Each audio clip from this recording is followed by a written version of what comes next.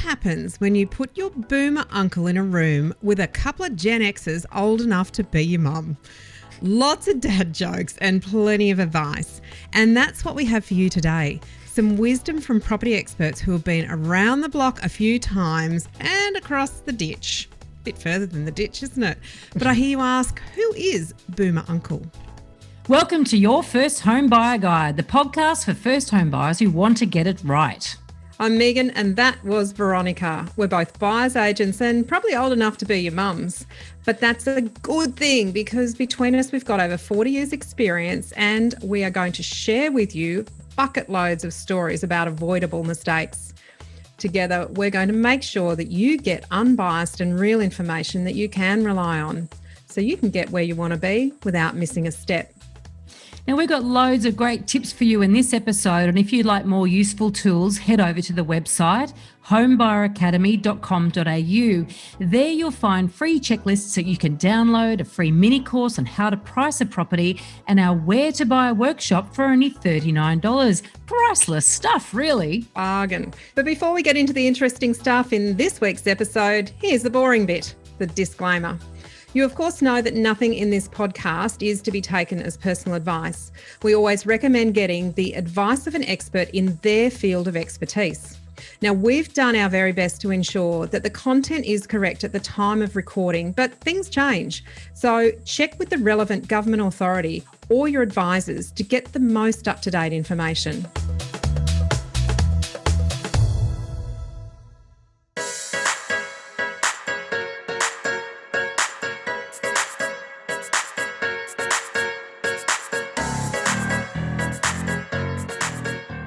A few months ago, we received an email with the subject line, "Oh my God, you are my spirit animals." Of course, we initially thought it was a scam, but when we opened the email and read, "I do what you do in the US, started my podcast in March 2019. I have helped thousands of US and Canada first-timers. I would love to chat with you." So we checked it out and discovered an American man who reminds us a bit of ourselves, weirdly enough. He's been referred to as a boomer uncle by some of his listeners, even though he's not even a baby boomer. He's also Gen X, just like us. And then we met him on a video call. We could tell that even though the US property market is very different to here, there are some similarities in the lessons that old-timers like us can share with you all. So here we are, and Megan is going to introduce our special guest, our baby boomer uncle, to you right now. Firstly, David, welcome. This is a lot of fun. This is, I'm telling you, I love the fact that you made fun of me saying, "Oh my God," in my subject line of my email. But I'm sorry, I'm a Southern California American kid, and I was literally just searching podcasts. And I'm flipping through and I found a couple new people in America that weren't very good. And there was some good ones in the UK. And then I found yours and I flipped my lid. Down under. Let me tell you a little bit about David. David began his real estate career in 2005 and after serving hundreds of first home buyers in Southern California, in 2019 he decided he was sick and tired of seeing first home buyers being treated like garbage by the real estate industry. He kept seeing them passed over by the experienced realtors and used as guinea pigs for brand new agents getting their feet wet. We've seen that here. And learning the trade, if you like. Well, he didn't have time to retrain the entire industry, as we'd all like to. So he decided to start How to Buy a Home podcast and peel back the curtain for first home buyers. Let them know the insider secrets and let them find the rare professionals that would give them service, the service they deserve. Now, with almost 800,000 downloads and hours of free education and videos at howtobuyahome.com, the revolution has begun and first timers all over the US and Canada are getting empowered with real expertise from a true advocate. All frustrated renters seeking real quality information and guidance. David, awesome. Thank you so much. I can't tell you how much fun it was to find my two moms down under. Your passion and fun and vibrance. It was great because I've got kids that are 16 and 12, and when they come home and tell me the brilliance their teachers just taught them, you mean the same thing I've been saying for 16 years? It's when someone else says it, isn't it? So it's phenomenal that I've got you. I mean, I'm telling all my listeners, I'm like, go to your first home buyer guide podcast and listen to the moms, because they're spitting the same facts that I've been spitting for so long, and I love it. And I really love talking to you guys. This is going to be fun. There's some real differences between the US and Australia. And I think we want to really point that out, because this is not about us giving advice to each other's listeners. It's actually, there's some underlying strategies and some mindset that is common across all first home buyers. And that's really the essence of what we wanted to share, isn't it? Because it's about having a mindset, a really long-term mindset, but being able to make decisions now with the information that we've got now and where we are in the world today. Yeah, I think that's probably, in the times that we've chatted a little bit already, just, we sound like a bad, commercial trying to preach diversity, that, we're all alike in so many ways. It's so different, the buying process there than it is here. And it's actually because of that difference that you have your homes appreciate faster. You have variable mortgages where we have fixed. But in general, the thing that really blew my mind when we were talking is just the one thing we see with first-time homebuyers is the fear, the confusion. And then they start buying with this beautiful little phrase that we just kind of popped on. It's a present-day mindset for a long-term goal. And I think we can talk about that everywhere, all over the globe, is, a 22-year-old buys like a 22-year-old, and we're trying to help them and say, hey, crazy uncle, two moms here, let's go ahead and buy like a Gen Xer, even though you're a Gen Z. See if you can pull some of the experience out of our brains and use that to your advantage. Good luck in there, but have some fun. So I'm going to kick off. I'm going to kick off with one of my life lessons. This is almost like the Gen Xers life hacks, right? Yeah, I love it. For first home buyers. Gen Xers life hacks for first home buyers, or present day mindset for the long term. And the reason that you got to think long term is because even though your first property you might not own it for 30 years, or you might, depending on where you are, but your first property, you will sell it and upgrade it and upsell it and upgrade it potentially. And in 30 years' time, whatever you buy today will have counted, will have made a huge difference to where you are in 30 years' time. And you may not think it, because I'm the oldest of the trio, right? But I'm still Gen X. But I'm 3 years off being a boomer. Yeah, 3 years off being a boomer. So I'm not going to actually say my age out loud. But I can tell you, I still remember 3 decades ago, and I was only a couple of years off buying my first property. And oh my God, I could never have imagined the options I have available to me now as a result of making those decisions then. But one thing that I have learned, so this is my first hack, I have my 3, is that the world never actually ends, right? So I still remember being in real estate. So It's felt like it a few times, hasn't it? I know. Think about what we call the GFC in Australia. What do you call it? The credit crunch? No, they call it the credit crunch in the UK. What do you call the GFC in the US? The Great Recession. The Great Recession. The Great Recession. So that was in 2008. Right. And I remember I'd just become a buyer's agent a couple of years earlier, or a year earlier, actually. And I thinking, oh, my God, that's the end of this career. But back before that, 9/11. 9/11 happened, 2001. And I'd been a sales agent at that point for roughly 18 months. And I thought, that's it. I've just started kicking some goals. And it's all over now. That's it.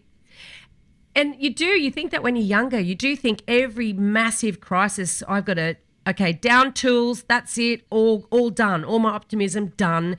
There is absolutely no upside here. It's like when people talk about property prices crashing, that's it, they're all done forever. They're never, ever, ever going to rise again, Yeah. And, there's been a few times through my life when I was younger when I've literally thought that that's it, never going to be the same again. And whilst things are never the same back again, to the way it was. Yeah. I know, but they don't fall off a cliff and then just disappear, right? So But isn't that the beauty of invention? And, you know, something happens that you don't expect and suddenly you've got to go, well, what am I going to do with this? And is that kind of the basis of what you're going with, Veronica? And part of that life hack is it might not be the same as it was going to be, but, geez, it could be better. Well, it might. It's just going to be different, but it's also not going to end. Not necessarily, you know. So that's my first life hack. Yeah, I tell What do people, you got, David? Come on, I was hit us with some of yours. I was just going to add on to that and say I don't, this isn't Bitcoin, gang. This has been around. This has been around for centuries. There was a statistic in the United States that said that since the Revolutionary War, if you owned a property for 10 years, you never lost money. Since 1776. Now, the only time that happened where there was one 10-year period on the calendar was when we had our Great Recession. But that would have been if you timed it awfully. What was crazy about our Great Recession was in 2008, everything crashed. By 2013, just 5 years, the market was back. And 2 years after back that, to pre-crash levels. It almost doubled just a couple years later. So, and that's the thing we don't often see in headlines, isn't it, David? Like, No. And that's a really interesting thing to look at because Veronica says it herself. You know, sometimes people say, "Oh, this suburb is already gone," as if it's not going to have any more growth. yeah. Well, that's the negative sells, the skepticism sells. So for me, I think that the mindset, that would be my first tip, is that mindset is so important. And it's finally getting some play on social media now. I'm seeing Gen Z, they're all talking about mental health awareness. And in United States, what do they call it? PDOs PTSD. are a big thing now. When you're interviewing for a job, you talk about personal days off, mental health, sick days. And it's so funny to me that so many young people can understand the mindset to stay healthy, but they can't. It's hard. There's more fear when it comes to a mindset to plan for the future. And I want to tell everybody, if you're feeling anxious, I've got the cure for anxiety. How about financial stability? It does definitely help. It certainly does help. My personal story that I've shared on my show was when I was 21 years old, I rented until I was 28, 29. So not 8-9 years in the 90s. When I got into real estate, I did a spreadsheet. That was $104,000 in 90s dollars. When I moved home from Hollywood back down to my beach town in Orange County, California, I got a $1,500 security deposit back. I could have easily purchased a home when I was 21 years old with maybe $5,000 or $10,000 down, and my mortgage would have been exactly the same as my rent. And instead of moving home with $1,500, I could have moved home with hundreds of thousands in equity. I could have rented that place out and had income coming to me forever. One of the things that I think you do so well on your podcast is I spent a lot of time working on the mindset and the fear and the how to just make it happen, because we have some ridiculous stat like 38% of people surveyed last year still thought you needed 20% down. So I'm doing a lot of hey, over here, listen, you don't need to. What you guys do so great is you really get into the numbers and the mindset of this is for you, but let's think about the long term and let's think about investing. And I think that's the great thing between the two areas, because you have those variable rates. You have to think in 8 to 10 year chunks, where some of my people are thinking one house down the street from mom, I'm good for 30 years. So that's where I love what you guys bring to it, because it helps me talk to my people about the mindset, which we talked about, people having a present day fearful mindset. When once you understand you can get in, now let's figure out how this is going to work for you.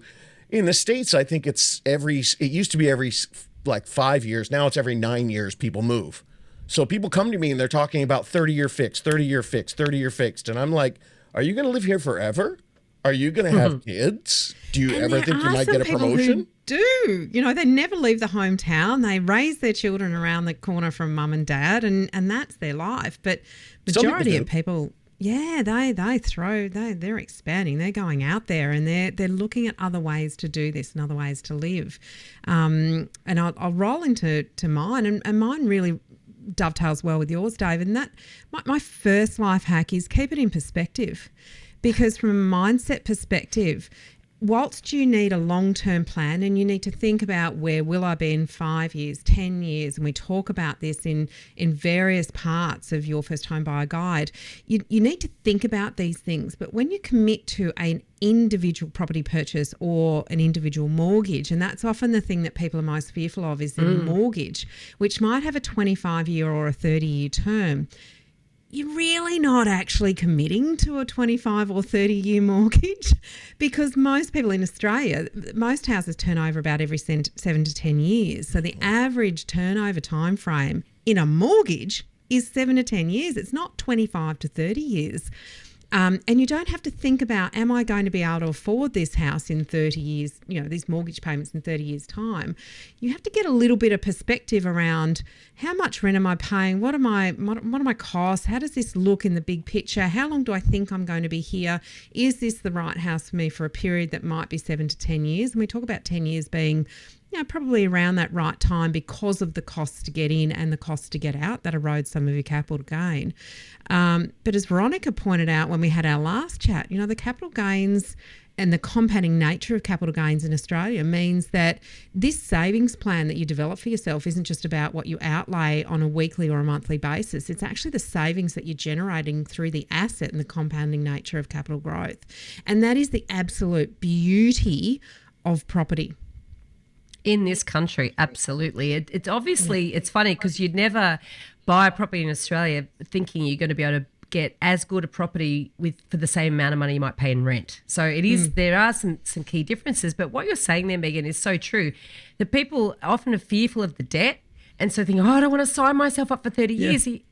I don't know anyone who's still got the same mortgage that they signed up to when they first bought their property.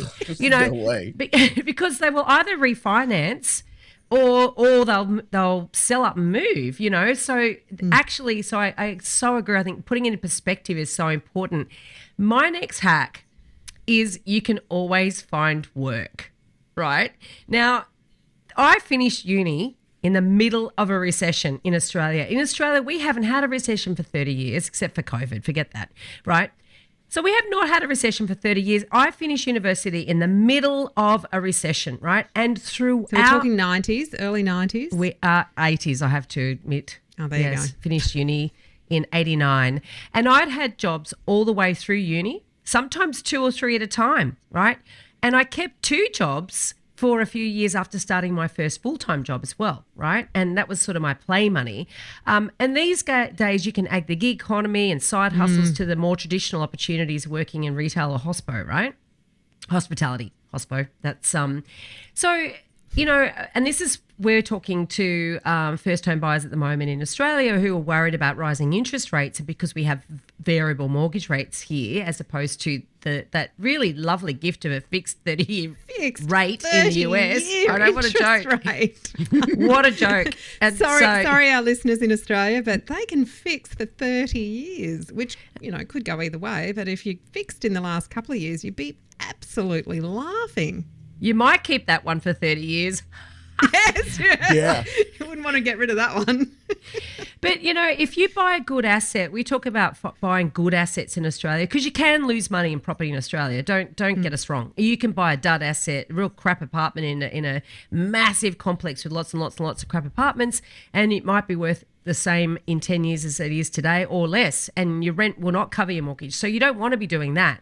Yeah. But if you buy a good asset that is going up in value, one that you want to keep, I mean, there's a bit of a saying in Australia that Australians who do everything to pay their mortgage, you know, they'll eat tuna. Yeah. They'll eat Tuna baked and beans rice for dinner. Yeah. Rather than 2-minute noodles. Yeah. And so that's, so my hack is you can always find work. Once you buy a good asset that's worth holding, remember that things never do. My first hack is that life never ends. It does, but you know what I mean? Things don't always, whether you have a crisis, it's not all over Red Rover, right? So because sometimes you have to ride out tough times is really what I'm trying very clumsily to say there. You can always find work. So anyway, that's my second hack. Over to you, David. Like that one, Veronica. Yeah, because we all have, right? We've all tried side hustles and increasing income when times are hard, and we being in the real estate industry, it cycles up and down. It's not always great. And understanding that, I think, because the first thing I talked about was mindset, because it's important to adjust. And then, something I talk about a lot, and my second little hack here is to realize that there's recency bias. You've only been thinking about this for 2 years, and listen to your moms, listen to your crazy American uncle. Let us give you all the long history so that you can have that perspective.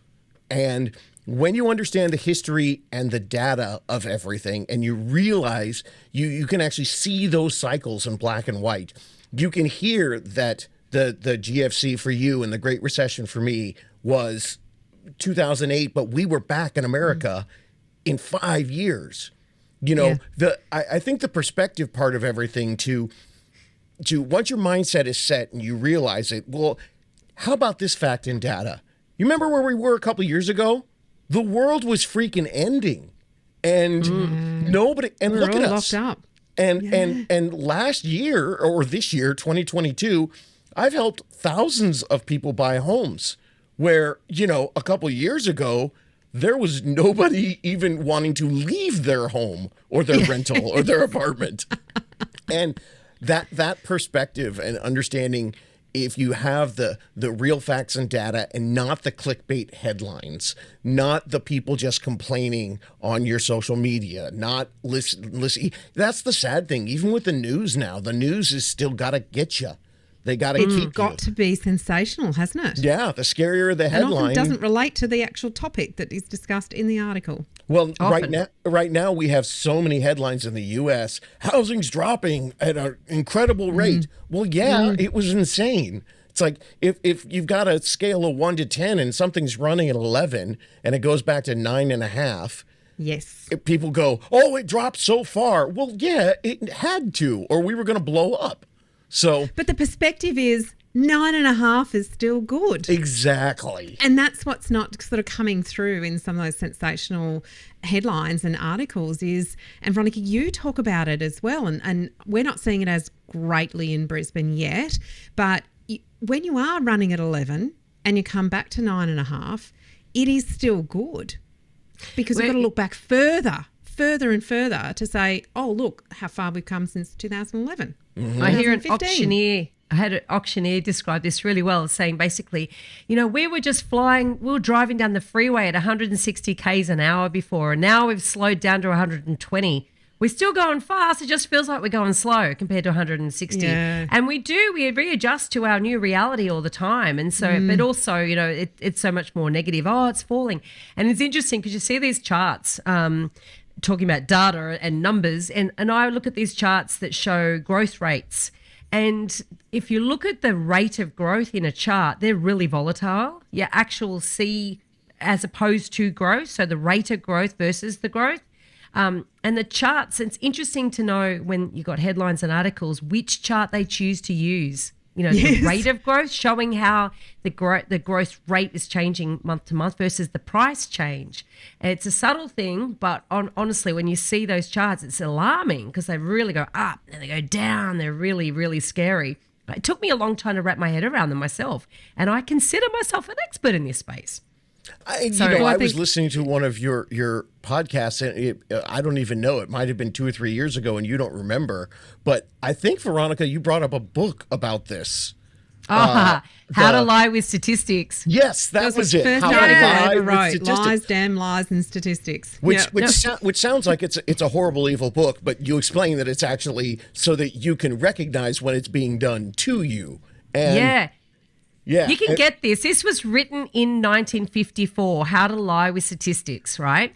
And it is a really easy read. You can get it online. I actually found literally a photocopied version that had been scanned online. I didn't even have to pay for it. That's So great. it's out of copyright, which is a bit sad. I mean, you probably could pay for it, but that's what popped up when I first Googled it. So I read this thing. Kent Lardner, who's our data geek here, he's the one that put me onto it. He read it at university, and honestly, it's the best read. And it's not a hard read. And once you read that and you get and understand how things get pivoted, and that's not even a life hack that was even in my list. But yeah, I love that book. It is so true, because if you look at a podcast- newspaper, you can have the same set of statistics supporting two different sides of the same argument. Yeah. And I think that's so important to be aware of, and it's such a good point for you to make, because you can read two absolutely opposing ideas about the property market, but using the same statistics.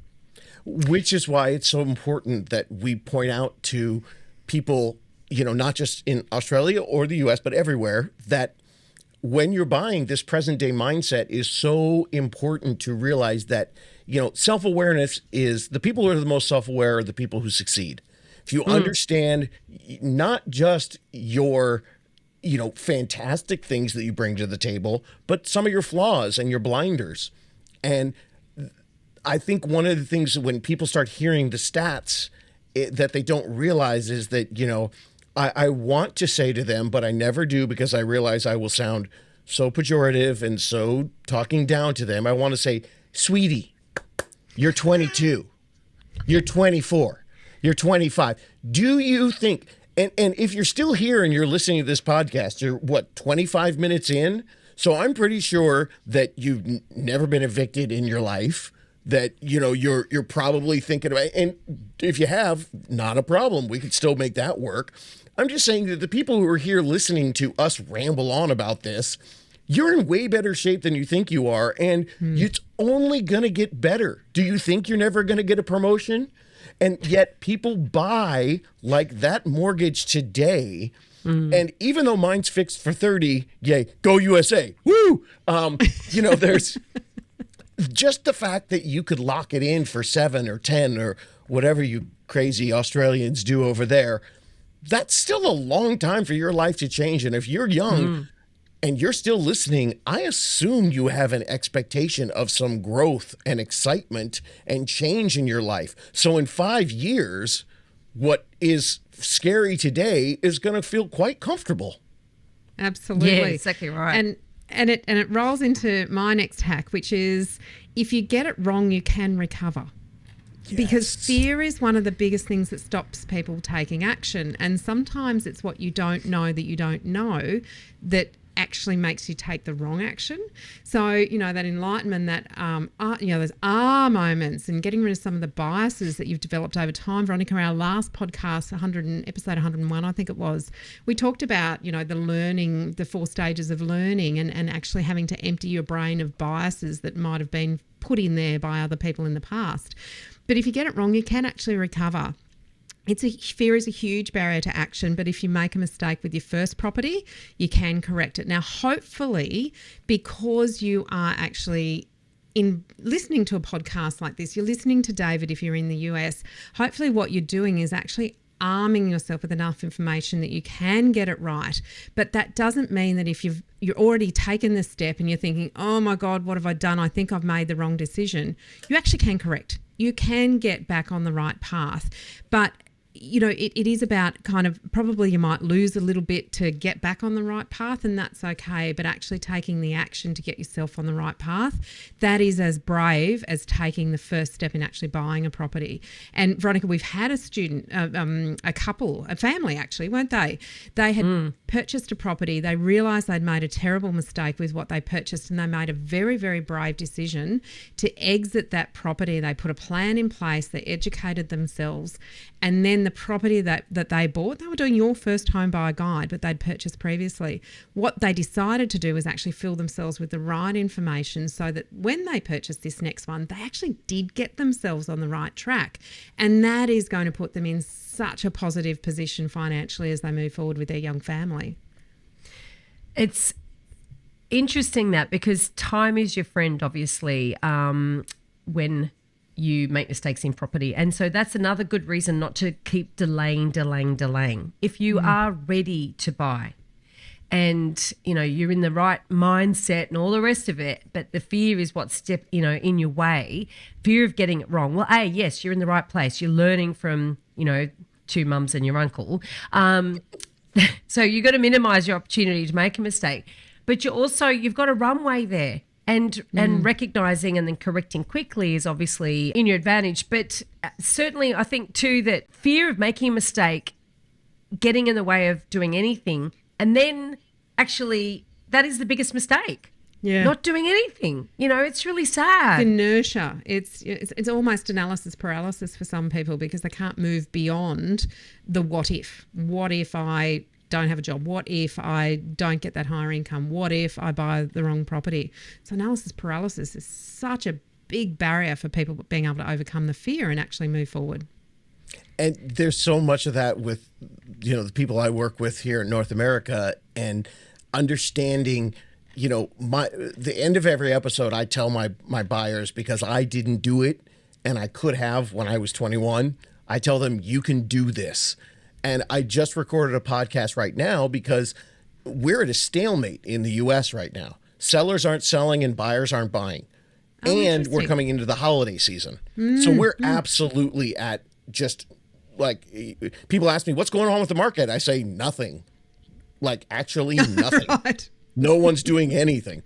So at the end of my podcast, looking at each other and it's a little game of chicken or a bit of a standoff? It's a game of chicken, and they're sitting. So I tell people, you can do this doesn't mean you can press play to the next podcast. You can do this means do something. So don't let the analysis paralysis get in your way. I will find people that will spend 6 months analyzing the interest rate, and I need to tell them. Yeah. and I need to tell them, if you spent 1/10 of the amount of time getting your, I love this phrase. You guys say your support team. I say team. And now I've been throwing support in front of it because it's such a great adjective. Yeah. If you spent 1/10 of your time getting your support team, your mortgage broker, and your buyer's agent, that you spent analyzing and your nerdy spreadsheet for the interest rate, the interest rate's going to change 50,000 times before you write an offer. So spend way more time understanding that getting that support team to give you all these other things to do. You spend all your time analyzing and being paralyzed with, what about this data? What about that data? Well, you should have been working on your credit score. You should have been figuring out how much debt you have. And, then people will pay off all their debt. And I'm like, well, wait, we actually needed a little bit of that cash. You could have kept a little debt and you would have been fine. But, they just get so locked in that fear. And that is something I see so often. And that's why I love what you guys talk about. The spreadsheet's a really interesting one because, sorry, this is what we do. This is what we do, David. We go, blah, blah, blah, blah, blah. We get a bit excited and talk over each other. I had a client who was an engineer and he was a spreadsheet king. And I swear to God, I ended up saying to him, if you don't delete that thing and start making some decisions, I am going to take the computer away from you, because he was extrapolating out 9-10% interest rates. And this is a few years ago when we were sitting at somewhere around 3.5, 4. So pre-COVID. And the analysis that he'd done over about the last 30 years of interest rate rises and falls was just paralyzing him. He could not make a decision and move forward. And yet he was on a really strong upward trajectory with his income. So career-wise, he actually was, a little bit light on what he thought he was going to be earning, way over the top with interest rates. And I said to his wife, if you don't get rid of that thing, I'm going to throw the laptop out the window. He'd be driving her nuts. He absolutely would. She was quite relaxed and a little bit bohemian, so they actually worked really well together. But, it took a little bit of counselling to move those two forward. Yeah. I had a girl who works for Apple who still hasn't bought. She's in, Northern California, the Bay Area where Apple's headquarters are. And I have a song every time because she'll call me like once a month, and she rents for, $5,800. And so I just, I'll say $5,800 wasted. I'll take your call. And then, I make it different every time to keep her entertained. But, every month that she waits. Just can't commit. Well, there's got to be some people that just let fear dominate their lives. And unfortunately, life does go on, and you do get older and you do not want to get to our age and not have a property. I think that's sort of fundamentally, you got to be thinking at some point, you got to make a decision. At some point, you got to take action. At some point, otherwise, you are going to get to our age and not have a property. And then you look around all those people and you go, oh, it's not fair. Well, it's actually totally fair. You had the opportunity. It's what you do with that. And I do understand the people that, particularly the numbers-based people, who get very fixated on one number, because there is a lot of negativity out there in the press.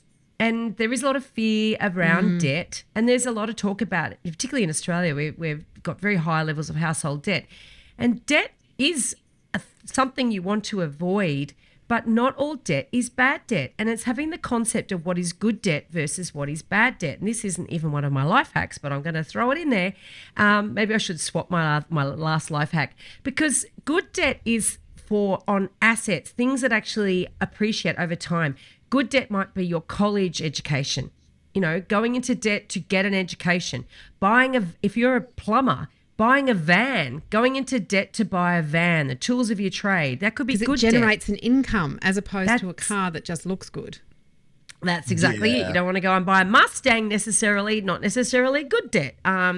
And that applies in Australia and in America, I do believe. Yes. So, and obviously a house or a home that you can expect to appreciate and value, so that comes back to making good choices again, that's good debt, going into debt for an asset like that.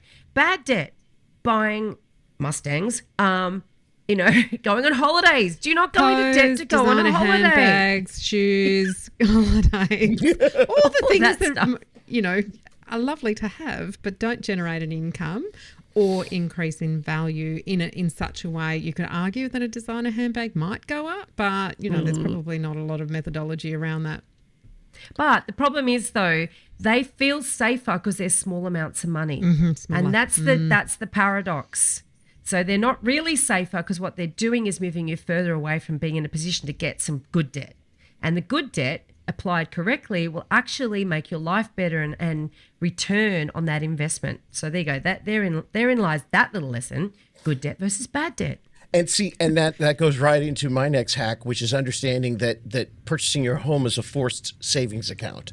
Yes. We've got a little university here in the United States. You may have heard of it. It's called Harvard, and it has come across the pond. Yes. Yeah. You have heard of it.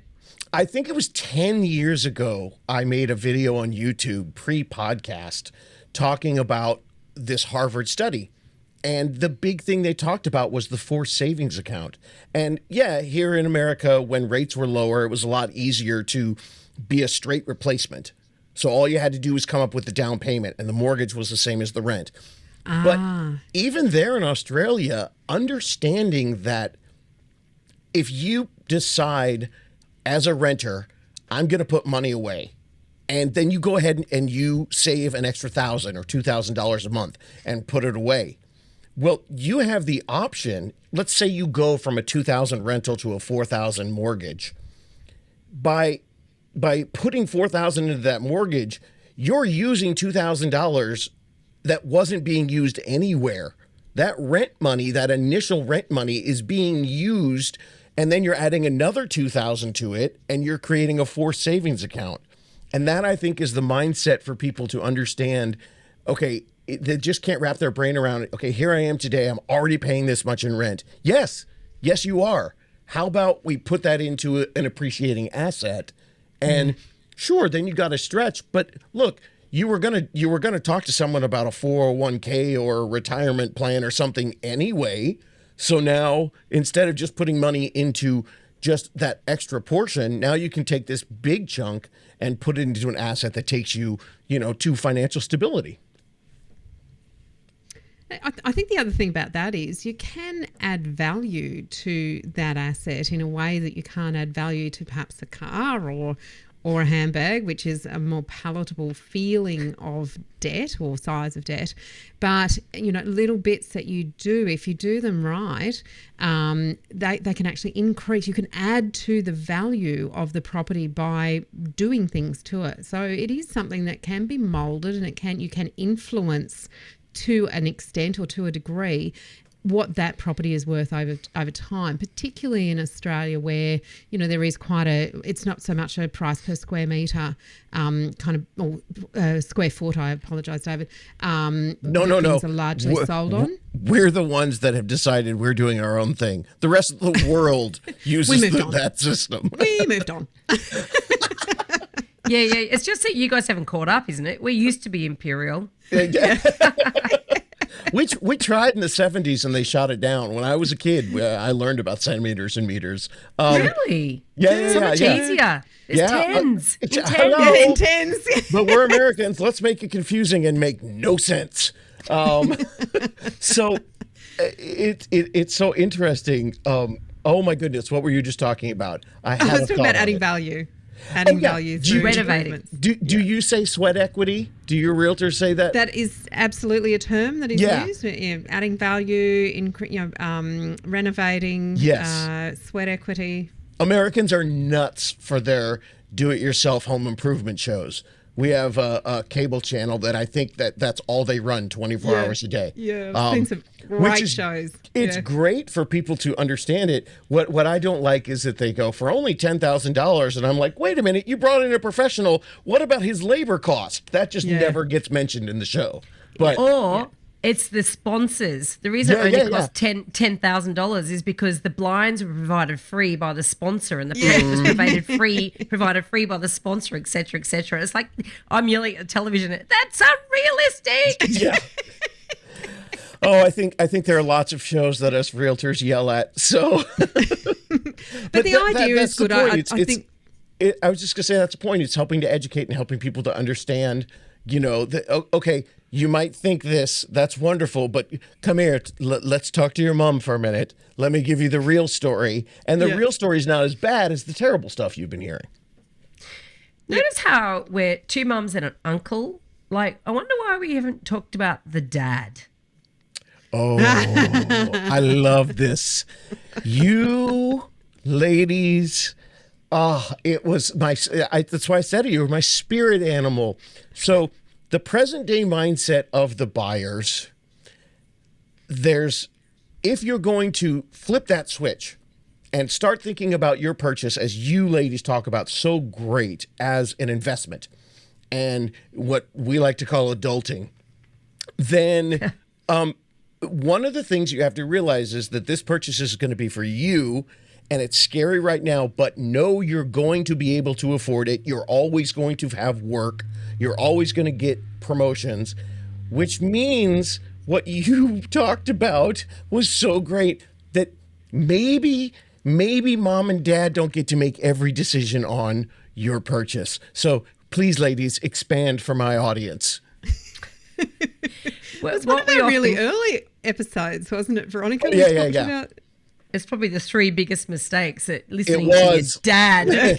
Getting property advice from your dad. Too many people defer to their father. And of course, the old alpha male thing where the dad must know, the head of the family, all that sort of palaver. And it's like actually we've all moved on as a society, hopefully. Well, we're still in the process, unfortunately. There's still not true equality everywhere, but there should be. But, dad doesn't always know best just because he's got the loudest voice and just because he's sort of a bit more opinionated, he's been allowed to get away with it for a long time. If this rings true for your family, then think, hang on a minute, Dad's only bought 2 houses in his lifetime. Why should he be the expert? Just because he owns the last one was 15 years ago. Yeah, because he owns it today doesn't mean he's an expert, And what we see, and particularly here, particularly in Sydney where I lived, we have an auction culture for property. a large proportion of our properties are sold at auction, which is a bizarre concept for most other countries in the world, definitely in the US, right? So you have an auction, you got all these people line up, they've registered a bid, and they're all, and I love going to whether I'm bidding at them or whether I'm just a spectator, and I've written a book on auctions, so that's how much I'm interested in auctions. And what I love is watching the alpha dad bid for their son or daughter. And it's like they, you know, can you swear on your podcast, David? Because I'm going to go, if you're going to use this audio, dick swinging. They're just out there dick swinging, right? Well, I just listened to that episode and you censored yourself on your own episode. You said, I don't think I'm allowed to say this, but I knew what you meant. Yeah, well, that's what you see. This sort of posturing. It's yeah, it is, particularly if there's two swinging. dads. And if you've ever been at an auction where there's two dads, wow, what an event. I've seen the adult children say to dad, stop bidding, please. It's over my limit. Don't worry, son, I'll help you because I'm alpha dad. Don't you worry. We'll just keep bidding. We can win. We're going to win. We're going to beat these guys. That's it. Beaten to a pulp and overpay. Good on you, alpha dad. It's just this sort of attitude. It's so funny, and it comes out really often. It's often enough for me to have, you know, written about, really, the testosterone bidder. But there's this definite sort of the dad thing. I've very rarely seen a mum behave quite the same in public, I have to say. No, she's usually the one saying, "Oh, honey, I don't think that we should. I don't think they should be paying. Kevin, It's a lot stop of it. money." Kevin, can you stop? It's all right, these, honey. We'll Kevin? sell some shares. What? And it's so interesting that you say that, and I try not to. When I heard you talking about this, because I think, Megan, you said that you had someone overpay $100,000 because they were alpha dadding for one of your properties or something. Somebody was saying that. There was it was actually an Aussie expat who was buying a place to move back to, and it was, look, the worst one that I was involved with was over $200,000 over what we had appraised the property at and they'd set their limit at. And he just kept going, bid, bid, bid. And I pulled up the auction and said to him, you need to take a moment, take a really deep breath. And he said, I will win this. It doesn't matter what it takes. And I looked at his wife and she said, oh, I've lived with this forever. And Wow. Okay. Okay. And I kept having to get him to sign increases on bid limits. And Oh my gosh. So in America, it's so interesting that you say that. We have a different win culture. Well, the same alpha competitive culture. The thing that American real estate agents talk about is dads are inspection deal killers. There's a thing that they talk about. There's all the memes, Mums are like, often that here. they've got two pictures of before and after, a realtor all happy on the way to an inspection with first time buyers. And then the next one is them just like crying, horrible, over a big bottle of liquor because they found out dad's coming to the inspection. And that's So it's dad's a like the deal killer. expert that has to pick it apart. Is that what happens? Yeah. But what's really interesting is I've never put it together. They have to win. They have to win that deal. so they know more. They have to be able to show they knew more and then be able to tear the house apart. And as you mentioned, and we say this all with fun and love as your uncles and mums, but really 15 years ago, 2 deals. Well, first of all, if you haven't done a purchase of a home in the last 15 days, you don't know what's going on. And second of all, hopefully your representative has bought and sold 2 homes in the last 2 weeks, let alone 15 years.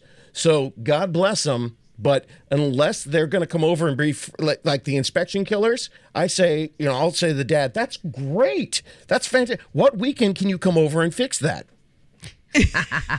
Because you know it all knowing dad. So, Megan, have you got a third What hack? are we up to? So, Veronica, you touched on this a little bit before. I'm going to say it's never too late to start. You said if you get to our age, it might be a little bit too late, but any time up until that. No, it's too late to make a mistake. Mistake, fair enough. Yes. Yeah, you can't recover from your mistake if you do it at our age. So it's not too late to start. It doesn't matter whether you're 21. I was 21 when I bought my first house, but I got my family involved, and we did it in a way that actually worked for all of us. But, first job out of university was on a low wage, but I believed in my trajectory. My income trajectory was going to go in the right direction, and that was what I really pegged it to.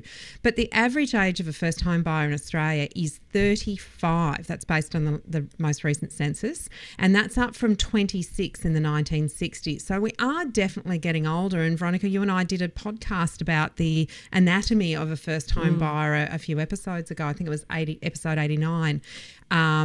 Check that one out. But in the US, I think, David, it's 36 is the average age of a first home buyer now. Yeah, same thing. Ours went up from 34 to 36 this year. Yeah. So but we have the getting same older. thing years ago. It was in the 20s. Yeah, and there's a lot of reasons for that, and there's travel, there's establishing careers, there's moving around and being a lot more mobile. Not so much during COVID, because that is an anomaly, but it is a reason that the average age. But there's also the fear factor, and people do have that fear factor of wanting to commit to the long term, and the fear of what if I do make a mistake. But I think my hack is it's not too late. We have students who are in their 40s, and I helped a first time investor who was in their mid 40s. So they said, look, we need to do something, but they needed to make sure that their strategy was right for their age group. And they had to understand that their tolerance for risk was different to what it might have been in their 20s, because they didn't have that big runway.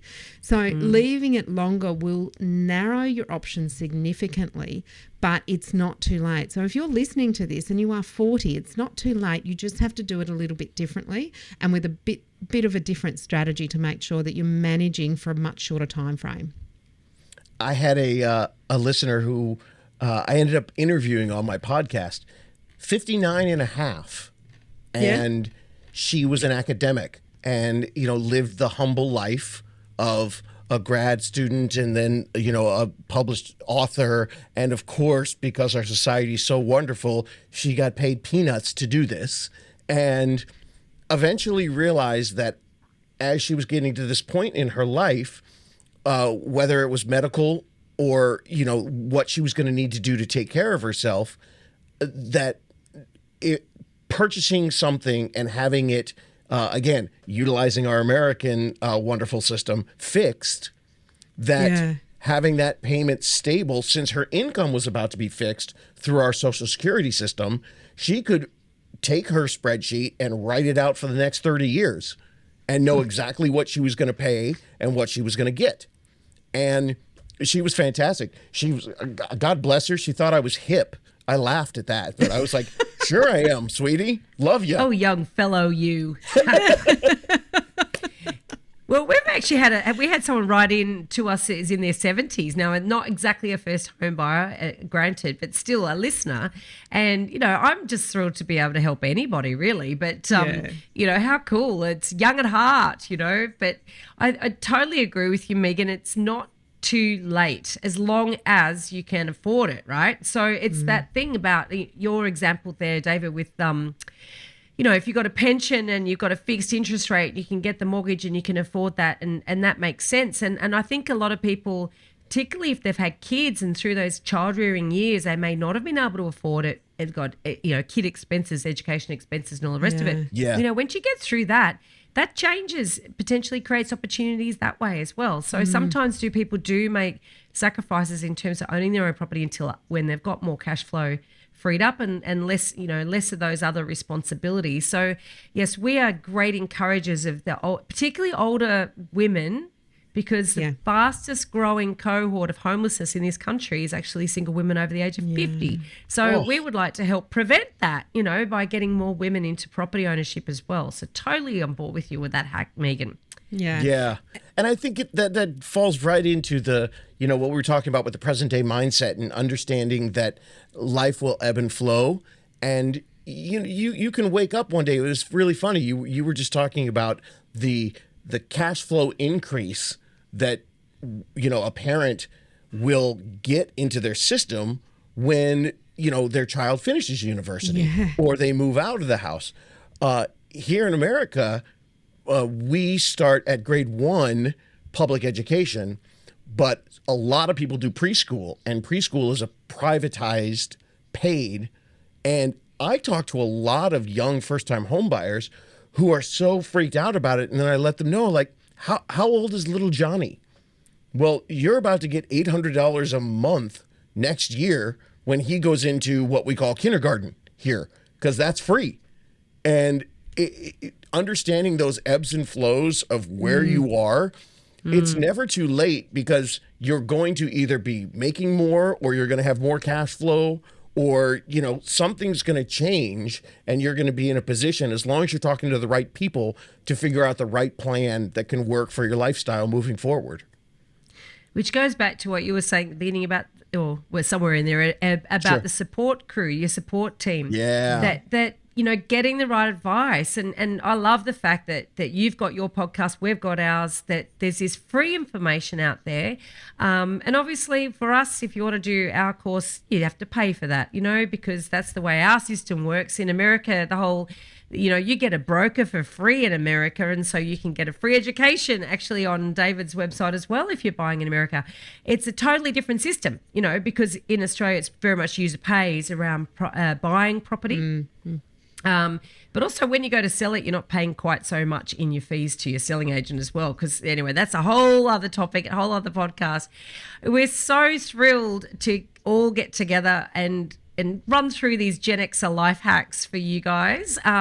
We hope you appreciate it. And if you really like hearing from David, then let us know, and maybe we'll do another joint episode at some point in the future. Thank you so much, David. It's been great.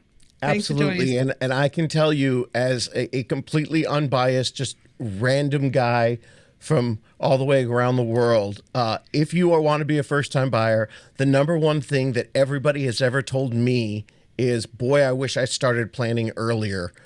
I don't know what you gals are charging, but whatever it is, listeners out there, pay them 3 times as much, and you will save 10 times. Because the people who plan for 6 or 12 months before they buy, and getting the wisdom of these two mums,